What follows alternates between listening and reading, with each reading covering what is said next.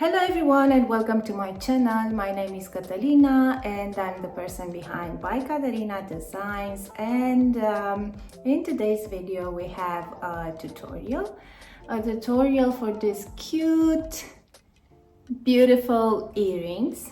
I think they are really cute and nice to wear in the summer, and they are a pretty fast project and you can use almost anything, any type of yarn, any type of color, and they will work amazing. So I made this using two different yarn ways. So the green one is with recycled DK cotton yarn, and the blue one is with mercerized fingering cotton yarn. I think I have a small strand of yarn here that needed to be cut, but anyways. And for this one I used a 2mm crochet hook, and for this one a 3mm crochet hook. So I sized down the hook size, the recommended hook size for the yarn, but this is, I don't think is necessarily. You just need to work with the hook size that you feel comfortable with. I was using a smaller hook size to control my tension, because I do think that for this project you need a tighter tension, so you have a nice, not that loose stitches at on the edge. And because of course using a bigger crochet hook and bigger yarn, you will end up with less stitches around, because the wood ring I used to put inside is the same size. So that's why I was working less picot stitches on the bottom than on this one. Here I have 8 and here I have 6.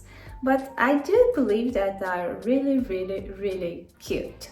So if you want to join me and learn how to make this, then please join me, and let's make some beautiful earrings.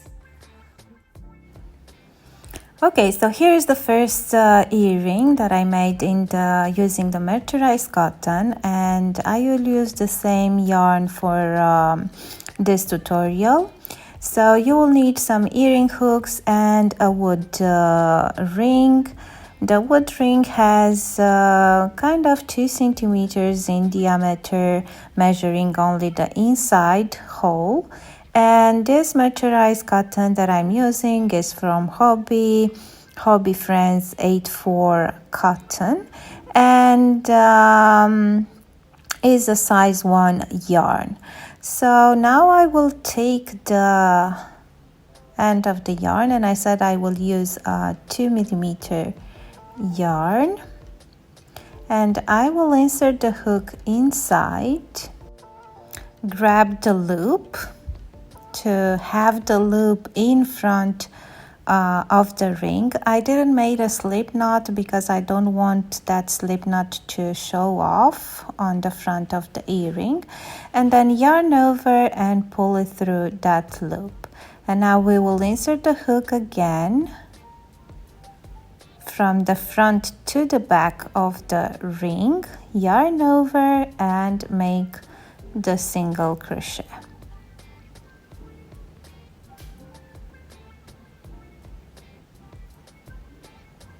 So again, insert the hook, yarn over, bring the yarn in front of the ring and yarn over and make a single crochet. And we will continue to work like this until we fill all the surface of the wood ring. We need from time to time to pull the stitches and make them stay all together, because we don't want the wood to show off through the stitches, especially if we are using a darker yarn.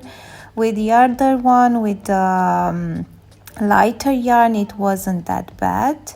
And then after finishing the entire circumference, we just slip stitch into the first single crochet. Then we will chain 1 and we will work 1 single crochet into each stitch all around. So nothing special here, we just slip stitch into each single crochet into each stitch.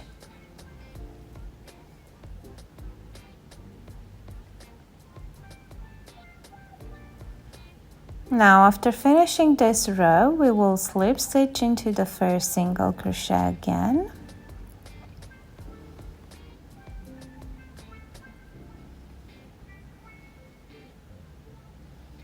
And now we will work the picot stitches edge. So we will chain 1, work 1 single crochet, and then chain 3. And you have to insert the hook into the front of that single crochet and make a single crochet stitch. And this is the picot. Then 1 single crochet into the next stitch, and then 1 single crochet into the next, chain 3 because we want to make another picot stitch, then insert the hook into that front V of the single crochet and make a single crochet, then another single crochet into the next stitch, and we will repeat until we have 8 picot stitches, or depending on the yarn weight you can work more or less. Of course, it depends on your preference as well. Maybe you want to make more of these picot stitches, is up to you. So I will continue to make 8 this time.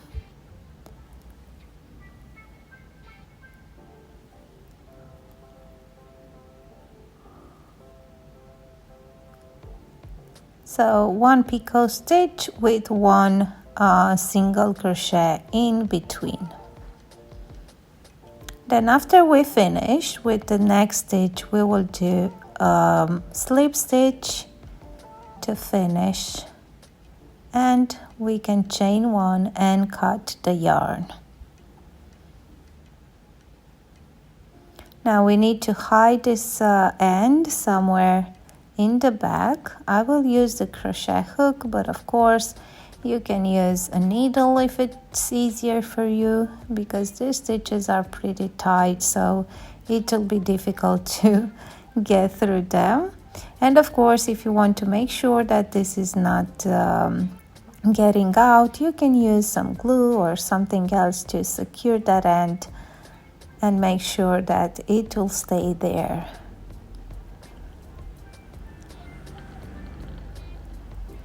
Okay, and now we have the earring. I will just cut this end over here.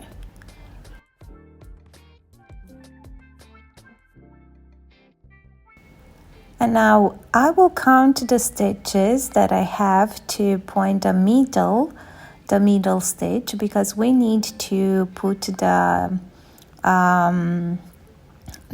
this hook right into the middle. You can use a tool to make this loop over here looser.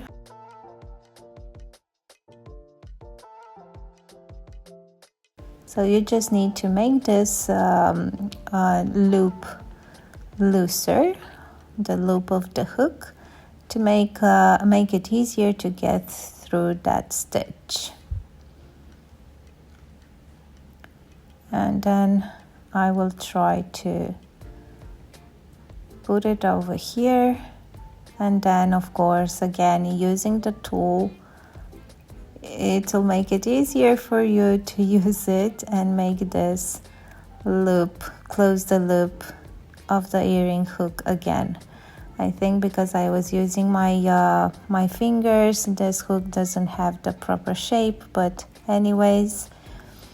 And make sure that you're putting this hook into the right direction, so your earring when stays in your ear, not to be face the back. And here are the other pair that I made using DK cotton yarn.